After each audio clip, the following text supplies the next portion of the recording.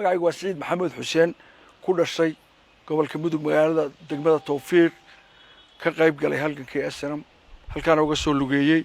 ilaa haddana rumaysan ama u hadla riwaayado badan sameeyay doonaya Soomaaliland in bifadlilaahi tabaaraka wa tacaala guulaysato ilaahayna uu guusha siiyo iyaduna aynu ogaato anagoo suurra koofreed inaan u halganay koofreed samaynay warbixintaas insha Allah soo bandhigaynaa haddii sida Soomaaliland wuxuu ahaa gabaygi halgan dhabax anoo bari dhex galay oo ku soo dhididay dhexdhexaad inaad uga hartaa waa dabcaalnimo halganna dhaawac loogama hakado dhimasho yeelkeeda inkastoo dhantalmoon ku beelay dhaayaha inkastoo dhantalmoon ku beelay dhaayaha Soomaaliland ay digaagiyo hadad dhaafti qeyrka sharafan ku dhaatiyo ada igu filan dheef igu filan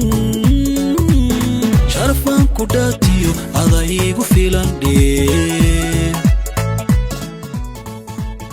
waanigo Nageeb Cabdiraxmaan Rashiid waxaan aad iyo aad ugu faraxsanahay inaan ka qayb noqdo suugaanta Mujaahid Siciid oo lagu soo bandhigi doono Hotel Mansour Hargeysa habeen dambe waxaan dadka u sheegayaa inay ka soo qayb galaan habeen dambe suugaantaas oo lagu soo bandhigi doono Hotelka Mansour ee Hargeysa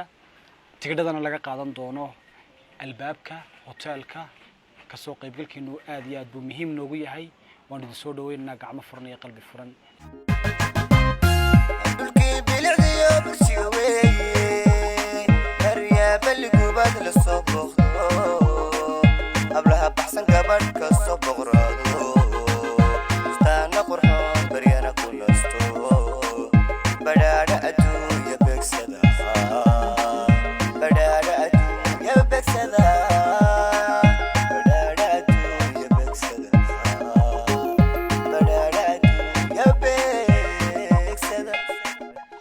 waanigo farxan qaboojiya waxaan aad iyo aad ugu faraxsanahay inaan ka soo qabado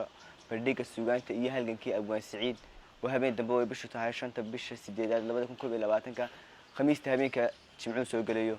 lagu qaban doono Mansour Hotel Hargeysa walaal ka soo qaybgalkaagu waa noo muhiim tigirkana waxaad ka heli doontaa afaafka hore ee hotelka